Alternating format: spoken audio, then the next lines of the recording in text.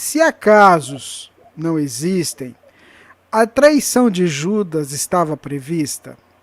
Podemos dizer que ele foi um espírito corajoso ao aceitar essa missão de Deus? E se não foi previsto, o que teria ocorrido com Jesus? Ou seja, como seria a história de Jesus se ele não fosse crucificado? Muito bem. Primeiro ponto, sobre o acaso. O acaso existe, sim. Nós não podemos dizer que o acaso não existe, porque se eu quiser, por exemplo, pegar esse copo e colocar aqui, ou eu quiser colocar ele bem aqui, a decisão é minha. Isso corre por conta do meu desejo. O que não existe é quando as decisões são relevantes para a existência. A roupa que eu escolhi para vestir hoje, ela não tem relevância se foi amarela, azul, verde, vermelho, isso não importa. Mas quando você toma uma decisão que ela é grave para a sua existência, que ela tem um impacto na sua história ou na de outras pessoas, aí não é mais conta do acaso. Quando você toma uma decisão que interfere na biografia de alguém, quando ocorre uma doença, quando ocorre um determinado fenômeno na vida sua, que é um fenômeno forte no direcionamento das coisas, aí não é obra do acaso. Aí ele é obra em função de uma permissão espiritual, que nem sempre quer dizer que é uma vontade de Deus, mas de uma permissão de Deus. Você tem uma mulher que ela tem 20 filhos, não, que foi Deus que quis assim. Não, Deus permitiu assim, né? Mas não quer dizer que ele tenha querido que fosse assim, mas permitiu. Uma série de entidades precisam renascer. Ela oferece a oportunidade para renascer. Mas, de repente, no planejamento inicial, não era esse. Ela ter só 18, teve 20. Né? A pessoa pode estar programada para ter menos filhos, 6, 4, mas ela tem 8. Por que ela tem 8? Porque ela, de certa maneira, vai provocando e os espíritos vão aproveitando. Então, não é obra do acaso, não é. Mas também não era um planejamento lá atrás. Ele aproveita as circunstâncias e permite que as coisas aconteçam. Então, o acaso tem essas questões. Para questões pequeninas, corre por conta do meu livre-arbítrio.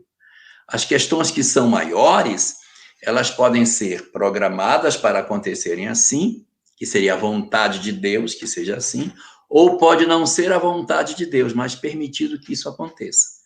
Quando é o mal, nunca é a vontade de Deus, porque Deus não planeja o mal. Deus permite que o mal aconteça. Então vamos para o caso específico de Judas.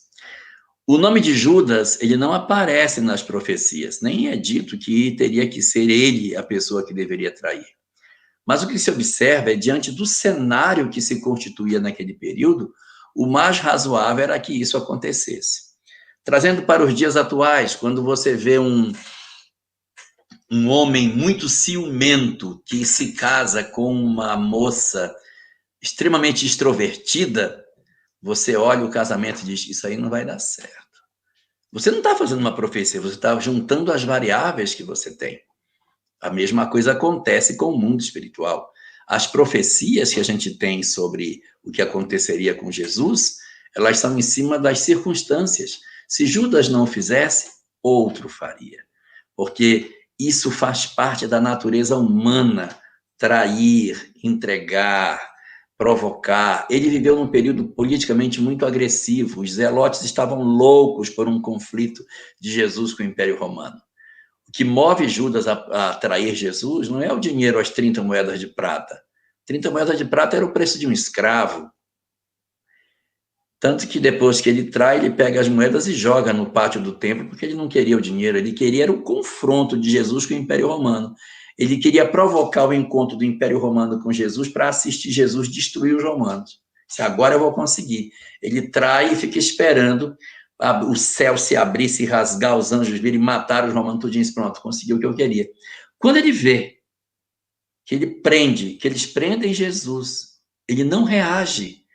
E acontece o que aconteceu, ele diz, meu Deus, o que eu fiz? Aí ele volta no templo, está no Evangelho isso. Ele volta para devolver o dinheiro, para pedir Jesus de volta. E os homens dizem, não, o que está feito, está feito. Nós não vamos desfazer o negócio. Você pega teu dinheiro e vai embora. E ele diz, não, eu pequei traindo sangue inocente. está nos evangelhos. Os sacerdotes não aceitam, ele pega as 30 moedas e joga no pátio do templo. E os sacerdotes recolhem a moeda e dizem, a gente não pode colocar essas moedas de volta no gasofilácio, que é o local onde recolhe as moedas, porque ela é fruto de sangue, porque foi fruto da venda de um homem. Então, o que a gente vai fazer? Nós vamos usar esse dinheiro para outra coisa, mas não pode colocar aí dentro do ofertório. Aí um dá a ideia, podíamos comprar uma terra para fazer cemitério para os peregrinos, porque já que a gente não tem como, não pode colocar aqui, vamos pegar esse dinheiro, a gente compra um pedacinho de terra, e aí os peregrinos que vierem, a gente enterra nesse quadrado aí que a gente vai comprar. E eles compram a terra com esse dinheiro da traição de Jesus. Então ele imediatamente percebe que ele estava errado. Por quê? Porque Judas não fez com um sentimento de maldade, eu vou entregar Jesus, eu quero é ver. Não. Ele achou que ele estava ganhando, que ele ia provocar o encontro e o conflito quando acontecesse o Império Romano, coitadinho dele. O Messias, como estava nas profecias, iria reinar para sempre, sentar num trono de glória e todas as nações se curvariam a Israel. E aí ele fica nessa expectativa e acaba entregando. Então a profecia existia não para Judas, mas porque a ideia de que ele seria traído, seria entregue por alguém, era muito esperada. E isso aconteceu não só com ele, vários personagens da história também foram traídos pelos que estavam bem próximos deles. Então, a perspectiva de que Jesus fosse entregue em função do cenário em que ele vivia era uma possibilidade bastante razoável. Ele era cercado de zelotes e não era difícil encontrar alguém que pensasse que entregando Jesus ele ia conseguir o que quer. Então, a ideia era essa. O que teria acontecido se Judas não o tivesse traído? Outro o trairia. E Jesus, se não fosse crucificado, ele foi para Jerusalém para dar o seu testemunho. Numa reunião que ele faz na Decápolis, antes de descer para Jerusalém, ele senta com os discípulos e pergunta. Ele faz, como diz o Simão Pedro, ele faz uma reunião de planejamento estratégico. Ele pega os gerentes, leva para um outro local e faz uma reunião para avaliar o trabalho da empresa. Então, é o que ele faz. Ele leva todos os discípulos lá para Decápolis, que é longe de Jerusalém, e pergunta, e aí, o que vocês acham? Como é que está o trabalho? Quem vocês acham que eu sou? E é quando Pedro diz, tu és Messias. Uns dizem que tu és Jeremias, ou Elias, ou algum dos profetas que ressuscitou. Aí Pedro diz, não, mas tu és o filho do Deus vivo e tal. Muito bem. Aí diz, pois então, já que todo mundo entendeu, agora eu vou descer para Jerusalém para ser entregue à mão dos homens, para ser crucificado e morto e tal. Então ele já saiu com esse entendimento de que aconteceria isso. Se a gente perceber, Jesus entrou pouquíssimas vezes em Jerusalém. E quando ele veio para a Semana Santa, ele viveu uma semana inteira de vários fenômenos que foram provocando nos sacerdotes desconforto. A entrada dele num burrico era uma profecia de que o Messias entraria montado num burrico. Ele vira a mesa dos cambistas, ou os que estavam com ele viram, pouco importa, mas há o incidente dos vendilhões do templo que deixa os sacerdotes profundamente irritados, mas eles não podiam prender Jesus na frente do povo, senão ia dar um tumulto. Imagine os soldados prenderem Jesus ali no pátio quando ele virou as mesas. Não dava, porque automaticamente a população ia se voltar contra os soldados.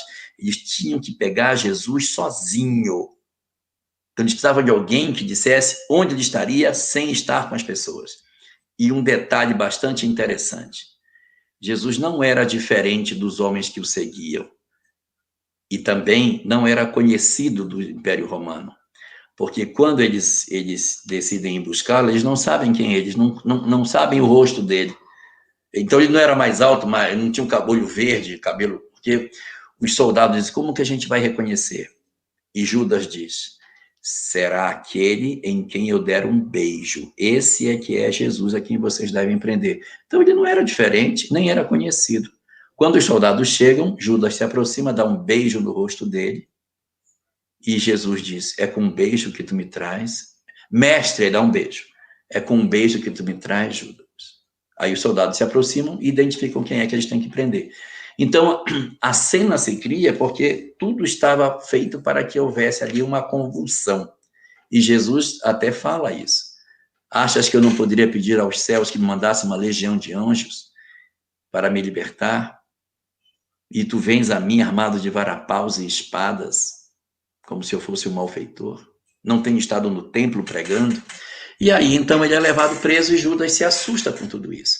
Então, é um cenário muito previsível do que deveria acontecer, que ele seria, na verdade, entregue às mãos dos sacerdotes. A semana toda, nessa semana, tem a entrada no burrico, tem a questão do César, da moeda de César, a mulher adúltera, a questão dos vendilhões do templo, as pregações que ele faz no templo, o chamado sermão profético, em que ele fala uma série de coisas sobre Jerusalém, acontece também nessa semana. A cura do homem que era cego ao pé do tanque de Betesda. Todas essas provocações, elas acontecem nessa semana. Quando ele cura o homem que era cego, o cara diz assim: quem foi que te curou? Ele disse: eu não sei, eu era cego, como é que eu vou saber? Eu era cego, eu só sei que eu era cego e agora vejo. Mas eu não sei quem era. Eles estavam loucos atrás de quem era que estava curando os homens ali. Mas como é perguntar para um cego quem te curou? Pai, se eu era cego, como é que eu vou saber? Então, isso tudo mostra que havia uma circunstância de que essas coisas aconteceriam. Então, as previsões, elas correm por conta desses cenários de previsibilidade.